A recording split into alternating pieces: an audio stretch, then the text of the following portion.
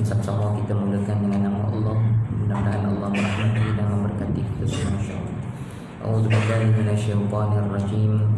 Bismillahirrahmanirrahim. Alhamdulillahi rabbil alamin. Wa bihi nasta'in. Wassalatu wassalamu ala rasulil amin. Asyrafil anbiya'i wal mursalin wa ala alihi wa sahbihi ajma'in. Asyhadu an la ilaha illallah wahdahu la syarika lah wa asyhadu anna sayyidana Muhammadan abduhu wa rasuluh. Allahumma shalli ala sayyidina Muhammad wa ala alihi wa sahbihi wa barik wa sallim. Subhanaka la ilma lana illa ma 'allamtana innaka antal alimul hakim. Rabbi shrah li sadri wa yassir li amri wahlul 'uqdatam min lisani yafqahu qawli. Rabbana zidna ilman nafi'ah. Ya Allah, tambahkan kepada kami ilmu yang beri manfaat kepada kehidupan kami dunia dan akhirat. Warzuqna fahman wasi'ah. Berikan kepada kami kefahaman yang luas tentang agama-Mu, ya Allah. Allahumma ja'alna min ulama'il 'amilin. Ya Allah, jadikan kami hamba-Mu yang beramal dengan ilmu yang kami pelajari. Allahumma ja'alna minal mukhlasin. Jadikan hati kami hati yang ikhlas di dalam menuntut ilmu dan menyampaikan ilmu. Allahumma ja'alna min ladina yastami'una al-qawla fayattabi'una ahsana. Allahumma faqqihna fid-din wa 'allimna at-ta'wil wa hdina siratal mustaqim bi rahmatika ya arhamar rahimin. Amin ya rabbal alamin. Na'udzu billahi min syururi anfusina wa min sayyiati a'malina. Wala haula wala quwwata illa billahil aliyyil azim. Amma ba'd. Mari sama-sama kita memohonkan sedikit-sedikit kesyukuran kepada Allah, kerana dengan kehendak Allah, dengan taufik hidayah serta rahmat, pilihan dan takdir serta qada dan qadarnya juga kita bersama-sama pada malam ini. Maka bertemunya kita pada malam ini bukannya kebetulan ataupun bukannya baru dirancang pada hari ini, bahkan sejak azali lagi memang Allah Subhanahu wa taala telah menentukan pertemuan ini. Maka alhamdulillah kerana Allah pilih kita semua untuk berada dalam majlis yang baik. Mudah-mudahan dengan sifat syukur ini Allah akan tambah lagi nikmat yang ada pada kita, insya-Allah. Ada orang tanya saya mengenai dengan hukum nak buat tandas dalam masjid ni, khasnya di hadapan imam ni. Ada orang tanya, jemaah tuan tanya hukum bagaimana lah. Jadi perkara ni pejabat mufti pun dah jawab, sebab perkara ni perkara biasa ditanya oleh kebanyakan masyarakat lah tuan-tuan ni. Jadi sekarang ni Menteri Agama kita lah, Mufti Wilayah Persekutuan pun dah jawab panjang lebar tentang perkara ni. Dan ulama kita dah jawab lama dah, Imam Nawawi, Imam Az-Zakashi dan sebagainya sudah menjawab perkara ni tuan-tuan ni. Jadi mengenai dengan pembinaan tandas di bahagian ruang imam di hadapan ini tuan-tuan ni. Jadi kesimpulan yang saya sebut dengan tuan-tuan ni, jadi kalau kata tandas tersebut dengan bangunan masjid ini bercantum, mana kalau kita nak buat bilik imam dan tandas dalam bilik imam tu sama tanpa dinding, sama atap, sama bangunan, tuan-tuan, maka jelas itu haram. Tak boleh nah. Sebab memang maknanya tempat kita semayang ni, kita sujud kita akan menghadap ke arah kiblat sana. Dan bila ada tandas di hadapan sana memang jelas haram lah. Walaupun ada dinding di antara mihrab imam dengan tandas, ada dinding, ada pintu, tetapi dia berhadapan dengan tempat sujud kita. Maknanya kita sujud, tandas tu depan kepala kita. Walaupun ada dinding tapi dia tak haram sebab dia satu bumbung dengan masjid, tuan-tuan ya. Dia kalau tandas itu berada di sebelah tepi atau sebelah belakang, itu tak ada masalah. Ni masalahnya depan kita sujud, tandas depan, tuan-tuan ya. Dan tandas ni dari segi hukum asal umumnya tuan-tuan ni, mana-mana tandas, tak kira lah rumah kita ke di mana-mana tuan-tuan, tandas ni dia makruh kalau kita tandas itu menghadap kiblat atau membelakangi kiblat. Itu tak kira mana-mana kedudukannya. Macam hari ni tandas-tandas yang ada ni yang dibina di dalam masjid ni biasanya kontraktor dah faham dah tuan-tuan ya. Macam tandas kita di surau ni kan, Surau Tanjung Puteri ni di belakang sana, atau betul lah maknanya kiblat kita ke arah sini, membelakangi kiblat kita di belakang sana. Jadi tandas maknanya menghadap antara kiri dan kanan kita. Itu tak ada masalah. Sebab tu kalau kita buat rumah tuan-tuan nanti, kalau kita nak buat rumah sendiri lah, bukan rumah yang dah siap ni, Kalau rumah ada siap ni biasa kontraktor dia akan faham lah. Kalau tak faham, kalau kontraktor yang mungkin bukan Islam dan sebagainya, kalau tak betul buat, kita kena ubah lah tuan-tuan. Kalau tidak, sepanjang kita masuk tandas makruh ya. Jadi tuan-tuan nak buang air kecil ke, nak buang air besar ke, pasti jangan menghadap kiblat ataupun membelakangi kiblat. Jadi hadap kiblat sini, membelakangi kiblat belakang, jadi kita kena arah kanan sini atau belah sini. Maksudnya begitulah, jangan belakang atau ke depan. Tuan-tuan itu kedudukan asalnya ataupun hukum asalnya pada semua keadaan tandas di rumah ke di masjid dan sebagainya. Dan ada pun mengenai dengan tandas yang berada di depan tu kita sujud ni. Maka kalau dalam satu bangunan sebagai menghormati rumah Allah tak boleh, tuan-tuan. Dan kalau nak buat tandas juga mesti berpisah dengan bangunan masjid lah. Maknanya kalau bilik imam berpisah, tidak ada bumbung yang bercantum, melepasi tanah yang sebelah, maknanya boleh berjalan, kena berjalan. Tandas tu di depan sana sikit, tu tak apa. Tapi ala kuliahnya tuan-tuan, maknanya dekat dengan kita sujud ni tetap tidak berapa baik juga sebenarnya. Jadi sebaik-baiknya memang tandas ni perlu berada di belakang ataupun tepi, walaupun berpisah tapi dekat dengan kita. Macam hukum mengenai dengan tuan-tuan menunjuk kaki depan Quran. Baca Quran, kaki nunjuk ke depan, haram boleh tuan-tuan. Tapi kalau Quran tu jauh, tak ada masalah. Ustaz Zahir terus dijawab begitulah. Orang tanya dia menunjuk kaki dengan Quran. Ustaz Zahar kata, kalau Quran itu berada di Singapura tak apa. Tapi kalau Quran tu depan kaki kita, haram, tak boleh. Jadi macam tandas ni berada di depan kita, kita sujud ni dia depan kepala kita. Dan kalau kita kata pisah dengan masjid pun berada di seberang sana, maknanya tak jauh sangat, dia tetap dekat. Jadi tak berapa cantik juga, sebab dia dekat juga dengan kita. Sebaik-baiknya, seafdal-afdalnya untuk mengelak sebarang isu, sebarang perkara yang tidak diingini di tepi atau di belakang, atau lebih baik. Maksudnya depan ni bukan setakat tempat imam ni, depan sana tu tempat orang sembahyang Jumaat kan, kita buat tandas depan tu pun maknanya tidak berapa baik juga, kerana kita sujud nampak tandas depan. Jadi tak berapa cantik lah tuan-tuan ni. Sebab tu di negara Arab sana memang ada kubur-kubur wali-wali Allah tuan-tuan ni, yang dibina dalam masjid. Kalau tuan-tuan pergi Mesir, tempat saya mengaji di Tonto, tuan-tuan ni, di Tonto ada seorang wali Allah yang sangat masyhur, namanya Sayyidi Ahmad Badawi, Syekh Sayyidi Ahmad Badawi. Bahkan disebutkan sejarahnya Tonto itu dibuka oleh Syekh Sayyidi Ahmad Badawi ni. Kalau tuan-tuan tengok dalam YouTube, cerita Syekh Sayyidi Ahmad Badawi ni sangat popular tuan-tuan ni. Kalau ditonton ni, siapa tak kenal Sayyidi Ahmad Badawi ni memang malang tuan-tuan ni. Tempat dia duduk tu memang Sayyidi Ahmad Badawi dia yang buka tuan-tuan ni. Sebab ada satu masjid besar di Tonto, memang makam dia berada dalam masjid tu. Kalau kita pergi di Tonto, tempat saya mengaji, Tontowi tuan-tuan ni. Orang yang bergelar Tontowi tu sebab dia mengaji dekat Tonto, Mesir tuan-tuan ni. Jadi kalau kita pergi sana memang ada masjid Tonto, masjid Tontowi tuan-tuan ni. Jadi di situ masjid Sayyidi Ahmad Badawi Jadi popular cerita Sayyidi Ahmad Badawi dalam YouTube ada. Orang lakonkan balik antara karamah dia, muka dia cahaya. Dia ni sentiasa pergi mana-mana tutup macam pakai burdah tuan-tuan ni. Ni kisah benar tentang Sayyidi Ahmad Badawi ni tuan-tuan. Sebab muka dia sangat bercahaya, tak ada siapa boleh tengok muka dia. Ada seorang anak murid dia nak sangat tengok muka dia. Jadi bila dia buka pensan anak murid dia, nur cahaya yang sangat kuat, dan itu karamah Allah yang Allah beri kepada Sayyidi Ahmad. Jadi makam dia dalam masjid tu. Ni masjid ni makam tak terdengar tu. Kalau kita sembahyang Jumaat memang ada makam dia sebelah tepi, tapi tak sampai kita menyembah kubur dia, sebab kubur dia di sebelah tepi. Dia bukan belakang sangat dah, dia tengah-tengah tapi sebelah tepi. Jadi tak ada orang sembahyang di situlah. Jadi di Mesir ada kubur, dia sama macam tandas gitulah tuan-tuan. Maknanya bukan kita nak sujud depan tandas tu biar di belakang, di tepi dan sebagainya gitu tuan-tuan. Allah Subhanahu wa taala alam. Jadi sebaik-eloknya kita rujuk kepada pejabat agama di sana tu. Semua sahabat-sahabat saya tu, Ustaz Saufi, Ustaz Ishaq tu, jadi boleh rujuk kepada mereka kalau tuan-tuan ada maknanya nak buat tandas dan sebagainya, biar ada pengesahan dari pejabat agama. Allah Subhanahu wa taala alam. Tempat wuduk boleh, tak ada masalah tapi tempat buang air, tempat buang air besar ni, itu jadi ada perbahasan ulama yang panjang. Kalau nak cepat, nak buka pejabat mufti punya jawapan dengan tandas tu panjang lebar lah, ada pandangan.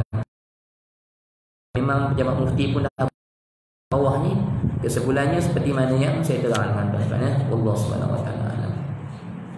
Baik, selesai tuan-tuan. Kalau kita buat tandas dekat rumah pun elok sebelah tepi, jangan kita sembahyang tandas depan. Jangan gitu. Ustaz, dalam bilik tandas sebelah tepi tak apa wallahu a'lam. Baik, kita tengoklah pengajian kita ni tasawuf. Pengajian tasawuf. Jadi tuan-tuan yang i'tikaf yang i'tikaf dapat pahala. Baik, muka surat 29 mengenai dengan dosa lidah. Baik. Jadi tuan-tuan, lidah ni memanglah Nabi SAW sebut banyak orang masuk neraka kerana lidah. Betul ni? Jadi sebab tu lidah ni kita kena pelihara dia dan kita kena bawa dia kepada perkara kebaikan. Betul ni? Memelihara lidah ni tak dapat tidak, nak bagi dia berkat kena selalu buat dia zikir. Betul ni? Lidah ni memang Allah jadikan untuk berzikir, bukan untuk perkara dosa. Yang perkara dosa tu Allah tak jadikan, tapi nafsu kita. Ya? Jadi lidah kita ni bila banyak berzikir dia akan berkat. Bila dia berkat, dia tak akan mampu nak cakap hal-hal perkara yang mendatangkan dosa, sebab dia berat, dia akan jadi berat, tuan-tuan ya.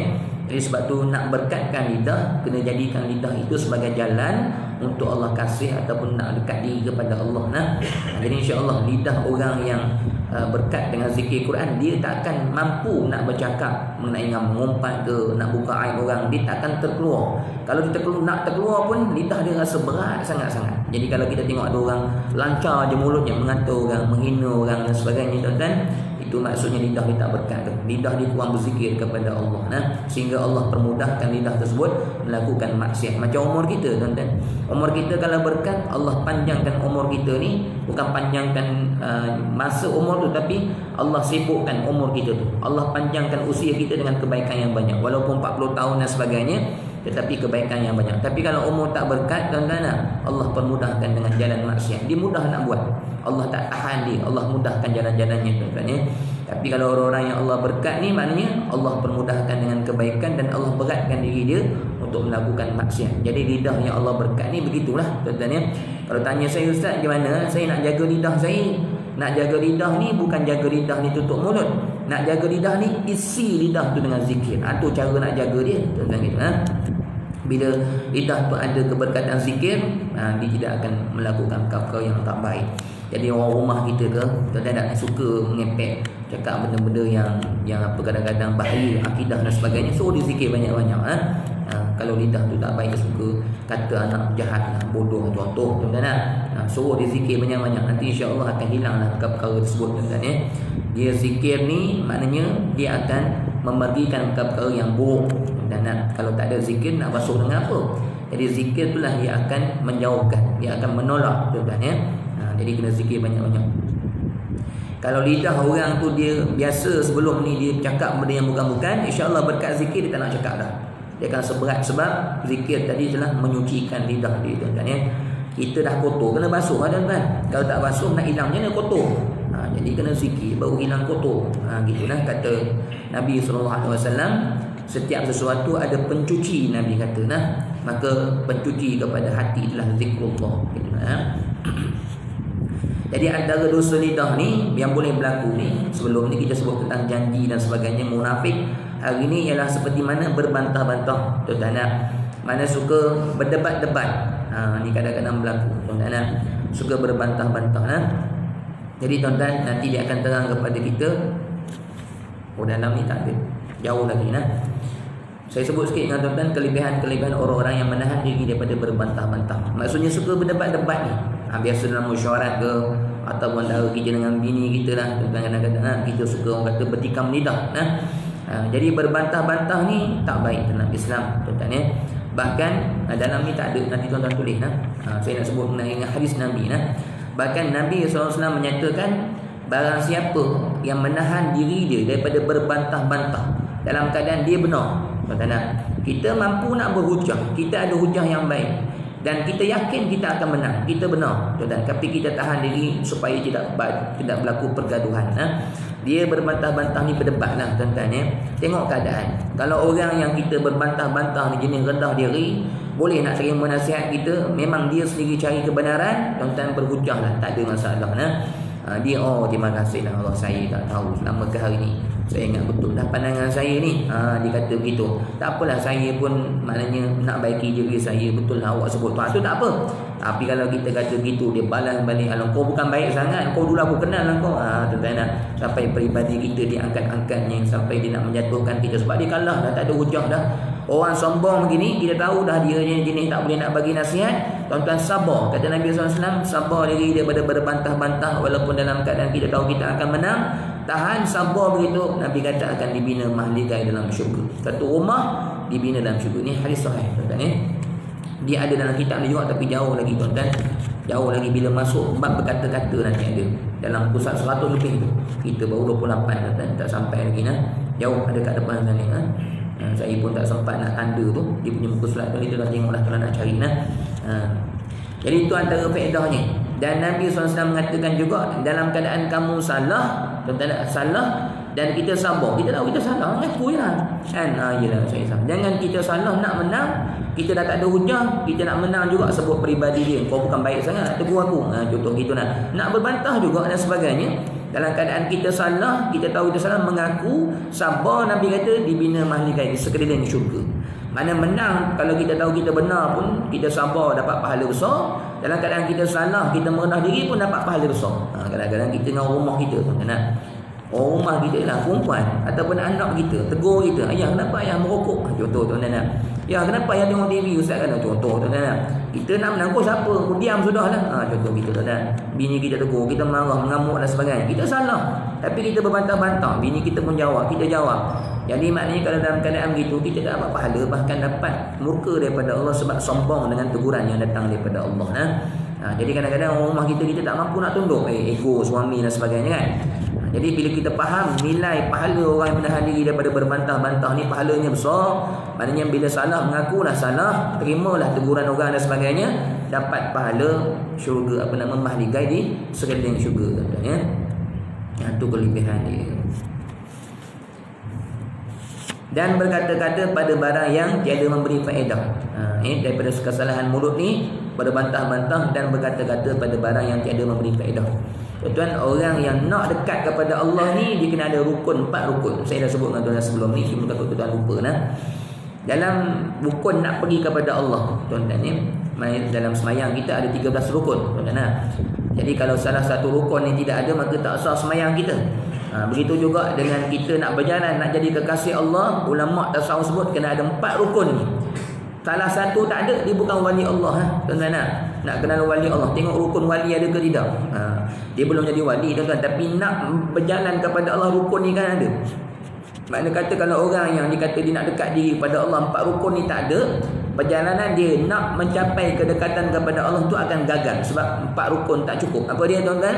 Dalam kitab Adurun Nafis ada sebut, Syekh Abdul Qadir Jalani pun ada sebut perkara yang sama tuan-tuan ya. Jadi rukun yang pertama ialah kurang bercakap. Tuan-tuan ni, jadi orang yang dekat pada Allah tak banyak cakap, dia banyak zikir sahaja. Lidah dia banyak menghabiskan masa ingat pada Allah nah.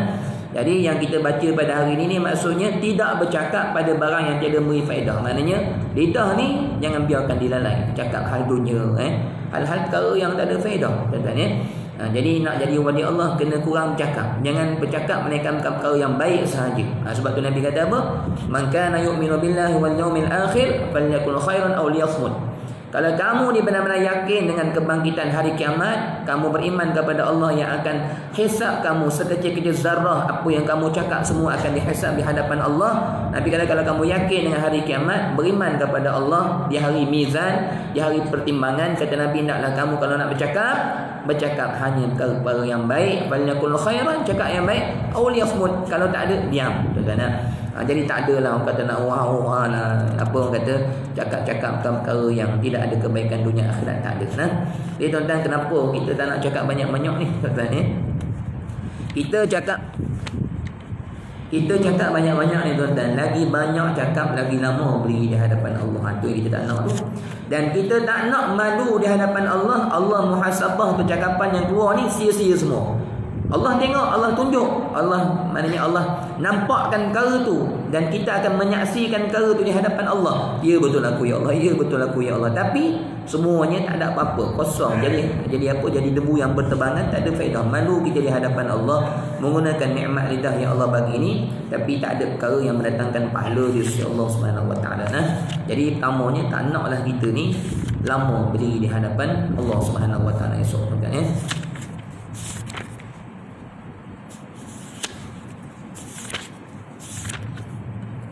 Jadi jangan bercakap perkara yang tidak memberi faedah. Sabda Nabi SAW dengan lidah. Rukun ni saya lupa nah. Kurang cakap, lagi apa tuan? Kurang tidur. Tuan-tuan ya. Jadi nak banyak dekat pada Allah kena kurang tidur, banyak bangun malam. Kalau kita kira tuan-tuan, kalau kita tidur 8 jam kan, sebulan kita tidur 8 jam, maknanya dah 1/3. Sebulan tu 10 hari, sebulan 30 hari, 10 hari saja habis tidur. Kalau kita kerja 8 jam lagi tuan-tuan, 20 hari kita habis dengan dunia saja. Tinggal 10 hari kita beramal ibadat. Tidur tu tuan-tuan, tidur atas katil tu 8 jam. Tu tak campur lagi tidur dalam kuliah. Tak campur lagi tidur hari khutbah tadi. Tu tak campur lagi tidur kat tempat kerja dan sebagainya. Berapa jam kita tidur sehari. Jadi nak jadi kasih Allah kena kurang tidur tuan-tuan. Kurang makan, kurang tidur, kurang cakap. Kurang makan, kurang makan. Tak boleh makan banyak tuan-tuan. Sebab tak nak nafsu naik. Yang keempat ialah beruzlah. Ni rukun banyak uzlah. Uzlah ni apa? Mengasingkan diri supaya diri kita ni tak terpedaya dengan perkara dunia. Banyak bergaul dengan masyarakat. Kadang-kadang ada orang ni, kau rumah beli je lah beli kan, Allah kau ni dah kerja bertahun takkan aset langsung tak ada. Kita ni elok simpan duit nak sedekah dan sebagainya, terpedaya pula kita. Kau pakai kereta apa? Dah mula segan kita pakai kereta lama nak tukar kereta baru. Ni dunia-dunia masuk ni bahaya tuan-tuan. Jadi mengasingkan diri, beruzlah, jangan bergaul dengan orang ahli dunia kan. Mereka mengajak kita untuk kumpul dunia banyak-banyak, sembang dengan dia orang, ajak benda gitu je tuan-tuan. Jadi asingkan diri. Artinya banyak berzikir, banyak mengasingkan diri, duduk bersama dengan Allah. Hati beruzlah bersama dengan Allah Subhanahu Wa Taala. Jadi Nabi SAW bersabda, min husni islamil mar'i tarkuhu ma la ya'nihi. Setengah daripada keelokan Islam seseorang itu, ini di antara akhlak seorang Islam, di antara tanda kebaikan seorang yang Islam itu, di antara tanda baik seorang Islam tuan-tuan ya, meninggalkan ia akan barang yang tiada memberi manfaat akan dia pada dunia dan akhirat. Jadi orang-orang Islam ni tuan-tuan, dia takkan habis masa. Orang yang ada iman, dia takkan habiskan masa dia dengan perkara yang sia-sia tuan-tuan ya. Sebab esok sia-sia ni, masa yang berlalu ni tuan-tuan, dia takkan dapat kembali dah. Katalah kita bersembang benda yang sia-sia, Sejam tu tak boleh ambil dah, habis dah. Memang menyesal lah esok di akhirat kelak. Tuan-tuan, saya nak sebut sedikit. Ingat tuan-tuan ya, sebanyak mana kita punya kelalaian dengan dunia, tuan-tuan berdengar ini tuan-tuan ya, kata-kata ni, sebanyak mana kelalaian kita dekat dunia ini, sebanyak itulah tangisan dia kita di hari kiamat. Kita pasti menangis tuan-tuan. Sebab Nabi SAW menyatakan semua manusia akan menangis. Ini bukan saya kata, Nabi sebut. Bila Nabi sebut, Nabi ini sadiqul masduq, dia ini cakapnya benar, dan percakapan itu dibenarkan oleh Allah. Maksudnya memang Allah yang menyatakan kalau itu melalui lidah mulut Nabi SAW. Jadi Nabi ni dia bercakap benar kerana datang daripada yang maha benar. Jadi tuan-tuan, Nabi sebut dalam hadis, Nabi kata semua manusia akan menyesal. Hatta kalau ada seseorang tu tak berzikir sesaat pun, sesaat tu dia akan menangis di hadapan Allah. Kita lah ni tak nampak tuan-tuan. Kita nampak esok bagaimana neraka, bagaimana syurga, bagaimana amal kita muflis, habis tuan-tuan. Bagaimana ketaatan kita ada 20,000, 40,000, dia ambil oleh dosa kita 10,000, tinggal semua. Menangis tu esok nampak tuan-tuan. Lah ni tak nampak lagi sebab belum mati tuan-tuan, tak yakin ya. Esok dah yakin. Sebab tu tuan-tuan, dunia ni bukan kehidupan kita yang realiti. Sebab belum nampak balasan. Kita buat jahat tak nampak dosa. Dosa mana? Mana ada dosa? Orang buat dosa pun mana nampak boleh dosa kan, tak nampak. Ni dunia ni hanya khayalan sebab realiti belum ada, tak nampak tuan-tuan. Orang buat dosa tak nampak pun Allah balas bala, belum, tak nampak. Orang buat ketaatan tak ada syurga, belum nampak tuan-tuan. Esok kubur pun nampak. Itu keadaan-keadaan yang sebenarnya tuan-tuan ya. Jadi esok dah tengok baru menyesal tuan-tuan kita. Jadi sebanyak mana kita melalaikan diri kita di muka bumi ni, sebanyak itulah menangis esok di hari kiamat. Dan satu lagi yang kita kena ingat tuan-tuan, sebanyak mana kita bersenang-senang dengan lalai, tak kisah nak lawan nafsu, nak mujahadah menghidupkan masa-masa ini dengan kebaikan tuan-tuan, biar berlalu masa tak kisah dan sebagainya, sebanyak itulah susah sakaratul maut nanti. Allahu akbar. Jadi kalau kita banyak ringan-ringan dekat dunia ni, berat nanti sakaratul maut. Sebab tu kata Imam Ghazali rahimahullah, siapa yang banyak menangis dekat dunia, dia tak akan menangis lagi di hari kiamat. Kata Imam Ghazali, Siapa yang banyak berpeluh dekat dunia, maksudnya letih, kata Imam Ghazali, dia takkan letih lagi, berpeluh lagi di hari kiamat. Banyak menangis dekat dunia, tak menangis lagi di hari kiamat.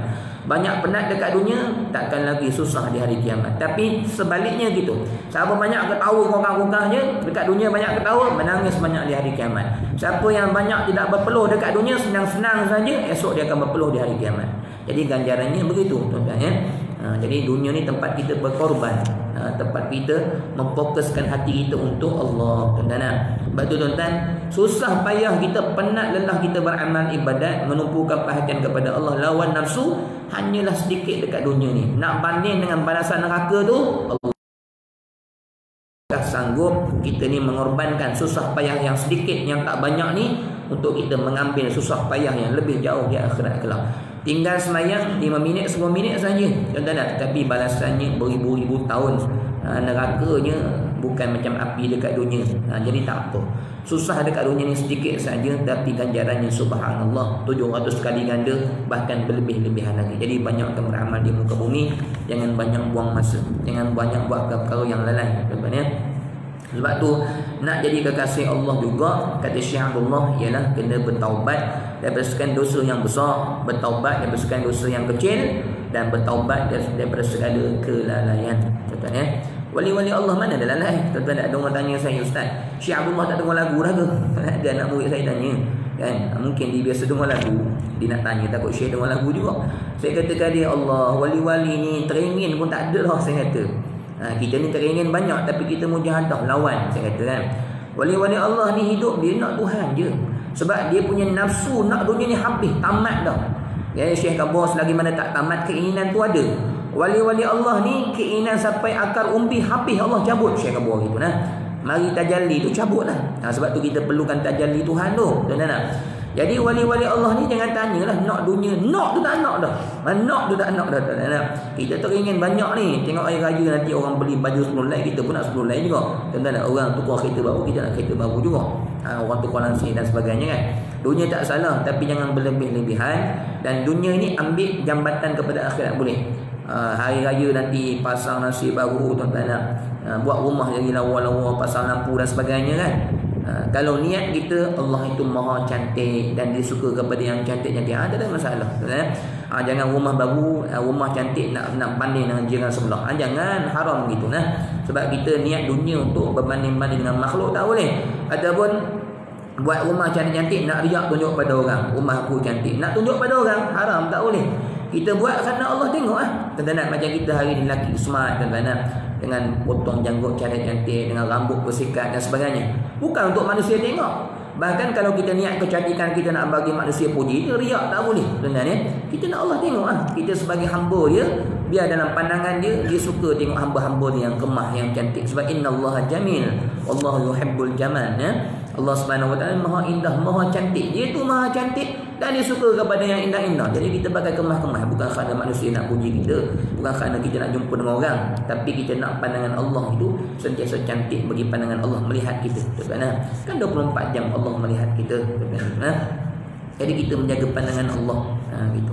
Tak adalah kita pakai indah-indah ni nak bagi orang tengok, tuan-tuan ni. Lepas tu bila semayang pakai singlet ni, tuan-tuan, pakai baju biasa-biasa. Sebab kita pakai baju lawa tadi sebab nak bagi keduri, sebab orang tengok.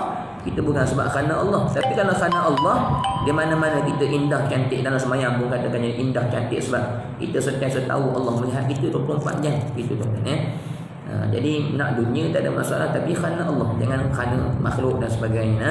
Jadi orang beriman ni tak ada kehendak-kehendak dia daripada perkara selain daripada Allah sebab makhluk tak boleh bagi pahala, hanya Allah saja boleh bagi pahala, tuan-tuan.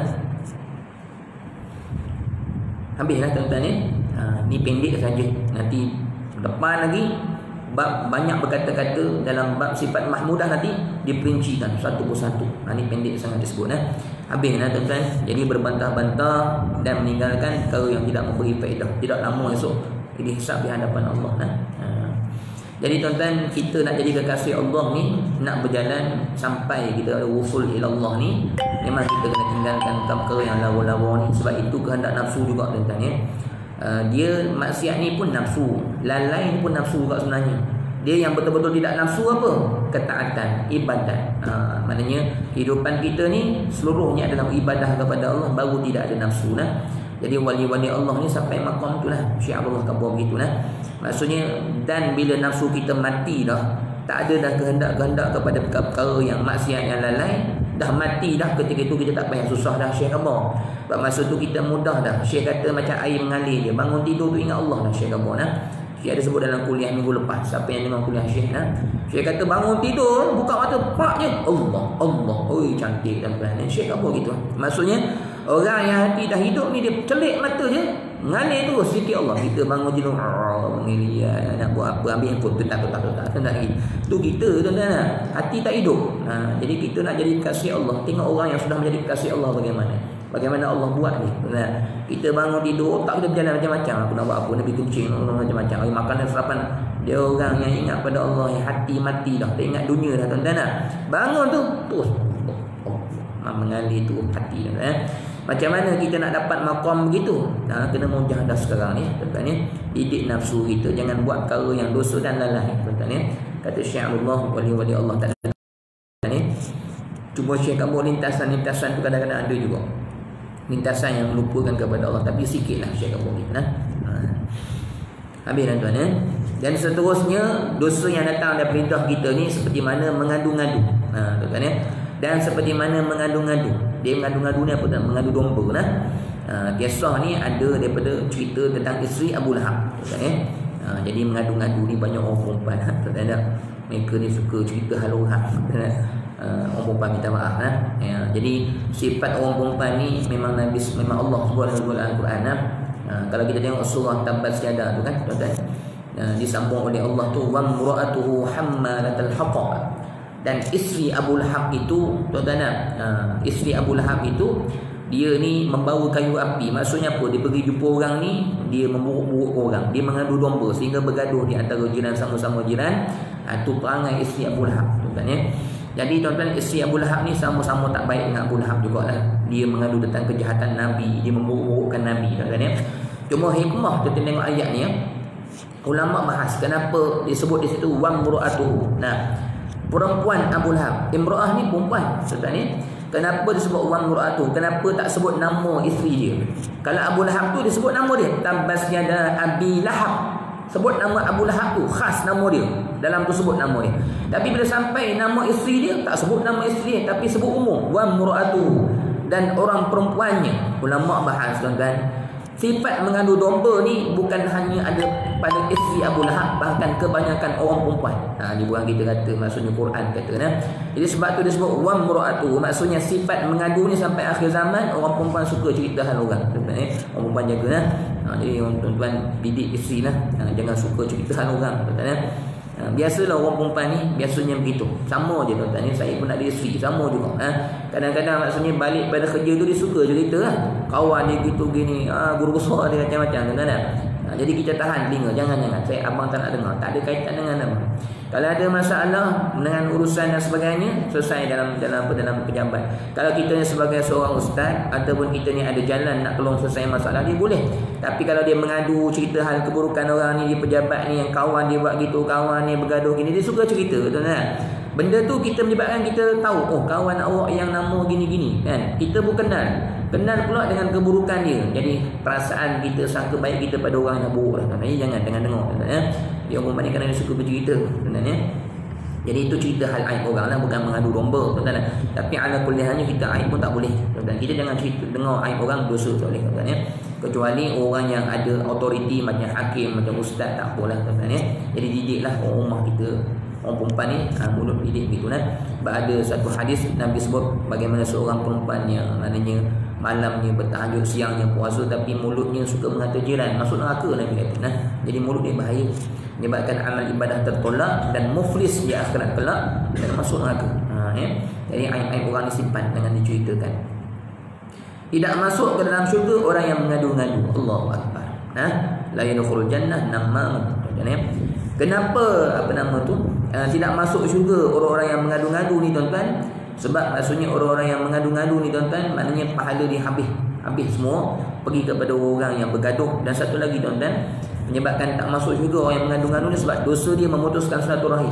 Tuan-tuan tuan-tuan ingat silaturahim ni, kalau sampai hari ni kita berpisah dengan siapa-siapa lah adik-beradik kita, satukan, jangan putuskan tuan-tuan Silaturahim ni kalau hari ni kita berpisah, bergaduh dengan orang sampai hari ni bab harta ke bab di pejabat, memutuskan silaturahim tuan-tuan, amalan kita takkan diangkat oleh Allah. Tu yang takut, dan doa takkan diterima. Dan bila memutuskan silaturahim, tak layak masuk syurga Allah. Dan ada satu hadis mengenai dengan malam nisfu Sya'ban. Dan ini kita dekat nisfu Sya'ban. Nabi SAW kata malam nisfu Sya'ban ni antara kelebihannya akan diampunkan semua dosa orang yang solat pada malam tersebut. Barang siapa yang menghidupkan malam nisfu Sya'ban, kata Nabi SAW, dia akan diampunkan dosa melainkan dua golongan. Antara golongan itu ialah mereka yang memutuskan silaturahim. Orang, kata Nabi, dia ampunkan dosa sebanyak mana bilangan bulu kambing. Bulu kambing tu banyak, habis Allah hapuskan. Tetapi orang yang masih bergaduh pada hari tersebut, dia takkan diampunkan dosa. Bahaya tu, jangan bergaduh dengan orang. Sentiasa berbaik. Kalau ada orang buat nanya pada kita pun, kita maksudnya jangan balas ataupun kita memutuskan silaturahim dan sebagainya, tuan-tuan ya. Banyakkan berdoa kepada Allah, banyakkan bersabar dan sebagainya, tuan-tuan. Itu semua ujian daripada Allah untuk bagi pahala kepada kita, insya-Allah, tuan-tuan ya. Nabi SAW tak pernah dia memutus silaturahim di antara kaum musyrikin Mekah. Bahkan Sayyidina Umar yang nak bunuh, akhirnya Nabi terima dia dengan Islam dan sebagainya, tuan-tuan. Tak pernah dia suruh sahabat-sahabat untuk memusuhi dan sebagainya, tuan-tuan. Dan akhlak Nabi begitu ya. Jadi tuan-tuan, Islam datang nak ajar kita akhlak yang luar biasa. Jadi tuan-tuan, kalau sekadar orang buat baik kita balas baik, itu Islam tak datang pun tak payah, tuan-tuan. Kita tahu orang buat baik balas baik. Binatang pun tahu. Kalau tuan-tuan gosok kepala dia dan sebagainya bagi dia makan, dia akan buat baik pada kita. Yang ni Islam tak payah datang, tuan-tuan ya. Kalau sekadar nak cerita buat jahat dibalas jahat, yang tu pun semua orang tahu. Tapi Islam datang nak buat kita luar biasa. Orang buat jahat kita balas baik, itu Islam datang. Kalau jahat balas jahat, itu Islam tak payah datang, tuan-tuan. Tapi Islam ajar kita, orang bagi kita racun, kita bagi madu. Ni Islam ajar kita akhlak yang lebih tinggi daripada tersebut. Orang buat baik, kita lebih-lebih baik pada orang tersebut. Jadi maksudnya tak masuk neraka, tak masuk syurga bagi orang-orang yang mengadu domba ni, sebab dia memutuskan silaturahim ni dosa besar, sangat-sangat besar. Bergaduh orang dia buat ni, dia benci dengan bos dekat pejabat, dia pergi sogok semua orang ni, bos ni aku nampak dia main dengan perempuan, padahal bos tak ada main dengan perempuan, aku jumpa dia dan sebagainya, dan putus silaturahim. Orang sepakat benci dengan bos dan sebagainya, tuan-tuan. Macam-macam lah berlaku zaman sekarang ni, tuan-tuan. Jadi orang begini beri peringatan kat dia, kita yang belajar ni, awak jangan begitu. Kalau awak nak cakap sesuatu, biar jelas, ada bukti dan sebagainya. Awak ni memutuskan silaturahim di antara pekerja dengan bos, di antara adik-beradik, di antara mak, anak dan sebagainya. Kadang-kadang adik-beradik bergaduh, tuan-tuan, nak harta dan sebagainya, burukkan abang, burukkan adik, jangan, tuan-tuan ya. Itu banyak berlaku di kalangan kita dalam masyarakat kita, tuan-tuan ya. Dan sesungguhnya telah ittifaq ulama atas bahawasnya mengadu-ngadu itu dosa, katanya, iaitu memindahkan perkataan setengah manusia kepada setengah kerana tujuan membinasakan antara mereka itu dan menjadikan mereka itu berkelahi. Itu maksud mengadu-ngadu, tuan-tuan ya. Menceritakan perkataan orang lain kepada orang lain atas tujuan supaya bila dengar sama-sama perkataan kita ni, orang tengah dapat berita ni, dia sampai ke orang ni, akhirnya dua orang ni jadi bergaduh. Itu maksud mengadu-ngadu lah, tuan-tuan ya. Sebab tu kita kalau dapat berita daripada orang, jangan mudah percaya. Dapat berita, dengar, percaya jangan, tuan-tuan ya. Tapih dulu, maknanya buat kajian dulu. Sebab orang beriman, dia tak akan dapat berita dan percaya, itu orang bodoh, itu bukan orang beriman. Sebab dalam Al-Quran dikatakan orang-orang beriman ni bila sampai satu berita, fatabayyanu, dia akan tabayyun dulu. Dengar cerita isteri pun jangan percaya terus, isteri cerita gitu. Dengar cerita anak siapa-siapa pun jangan terus percaya. Ini kita betul cikgu awak pukul awak gitu gini kan. Kita kata ni anak saya, takkan ditipu saya. Tidak, orang beriman dia tenangkan jiwa dia akan mendengar sebelah pihak dan ambil keterangan dan sebagainya. Dia tak akan terus percaya sampai pada orang akhirnya bergaduh dan sebagainya. Hari ni realiti kita hari ni, tuan-tuan, banyak berlaku begitulah. Dapat berita sampai sedangkan tu fitnah, akhirnya bergaduh masyarakat, memfitnah orang dan sebagainya. Kita orang beriman, tuan-tuan, minta lindung daripada jauh dosa-dosa begitu. Kalau kita perangai begitu, tak masuk syurga kita, sebab kita memutuskan silaturahim, tuan-tuan. Bahaya sikit lagi itu kita asal Adapun memindahkan perkataan kerana nasihat bagi mereka yang dipindahkan perkataan kepadanya, maka wajib ia. Sambunglah pada kuliah yang akan datang, tuan-tuan ya. Jadi sekadar itulah, tuan-tuan ya. Nanti kita sambung menyampaikan nasihat, menyampaikan berita daripada orang lain kepada orang lain atas tujuan nasihat, itu diperbolehkan. Yang dikatakan bagaimana itu nanti kita akan cerita pada kuliah yang akan datang, insya-Allah ya. Jadi segala yang baik semua datang daripada Allah. Jadi banyakkan lidah kita berzikir, tinggalkan perkara yang tidak baik, kerana esok lama di hari kiamat kelak, lama berdiri di hadapan Allah. Sibukkan diri dengan kebaikan yang banyak. Susah sementara tak apa, bahagia di akhirat kekal abadi buat selama-lamanya. Jadi mudah-mudahan Allah merahmati kita semua, Allah memelihara kita semua, Allah jaga kita panjang masa sentiasa dalam penjagaan taufik hidayah daripada Allah, insya-Allah. Saya mohon maaf kekurangan saya pada kuliah. Mudah-mudahan Allah membaiki segala kelemahan kita semua, insya-Allah. Wassalamualaikum warahmatullahi wabarakatuh. Alhamdulillah.